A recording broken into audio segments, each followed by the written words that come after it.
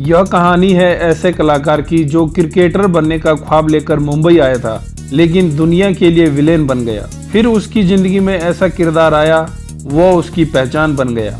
Film जगत के बेहतरीन सपोर्टिंग एक्टर के रूप में पहचान बनाने वाले मैकमोहन को बॉलीवुड में शोहरत हासिल हुई थी। फिल्म हकीकत से अपने कैरियर की शुरुआत करने वाले मैकमोहन अपने वक्त के दिग्गज कलाकार रह चुके हैं। सितारों की भीड़ में उन्हें सांबा के नाम से जाना जाता है। फिल्म शोले में उनके बोले गए 3 शब्द पूरे 50,000 आज भी बहुत लोकप्रिय हैं। हालांकि उनके फैंस को शायद ही ये बात पता हो, मैकमोहन ने शुरू में सांबा का रोल करने से इनकार कर दिया था। जब मशहूर डायरेक्टर रमेश सिप्पी साहब ने मैकमोहन को सांबा का रोल ऑफर किया तो उन्होंने वो किरदार करने से मना कर दिया था। मीडिया रिपोर्ट्स के अनुसार बेहद कम डायलॉग होने के कारण उन्होंने उस रोल में दिलचस्पी नहीं दिखाई दी। हालांकि बाद में उन्होंने फिल्म में काम किया।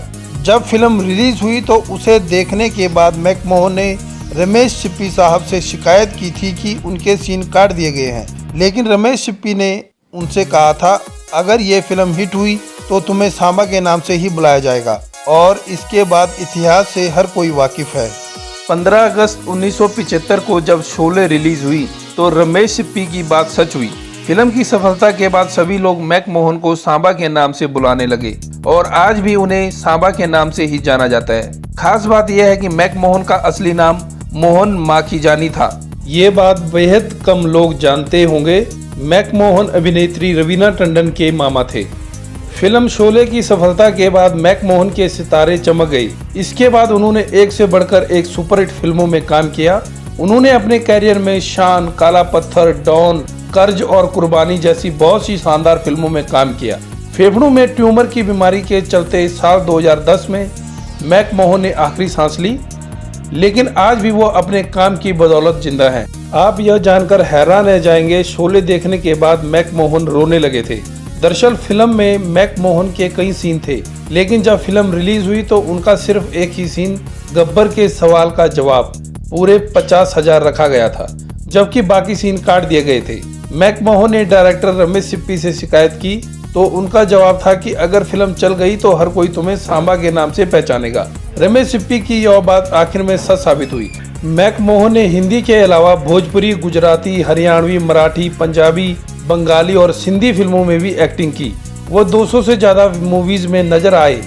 उन्होंने ओडिशा को छोड़कर लगभग सभी भारतीय भाषाओं के साथ साथ इंग्लिश, रूसी और स्पेनिश मूवीज में डायलॉग दिए थे। वो हिंदी के अलावा इंग्लिश बहुत अच्छे से बोल और पढ़ सकने में सक्षम थे। वे एक बात ऐसे एक्टर थे जिनका वास्तविक नाम मैक कई फिल्मों में उनके कैरेक्टर के नाम के रूप में इस्तेमाल किया गया था। मैकमोहन का जन्म 24 अप्रैल 1938 के दिन ब्रिटिश भारत के कराची में हुआ था। उनके पिताजी ब्रिटिश आर्मी में कर्नल थे। हालांकि बाद में 1940 में उनके पिता का ट्रांसफर लखनऊ में हो गया था, जहां उन्होंने अपनी पढ़ाई लिखाई पूरी की, और इसी दौरान उनकी दोस्ती सुनील दत्त साहब से हुई थी।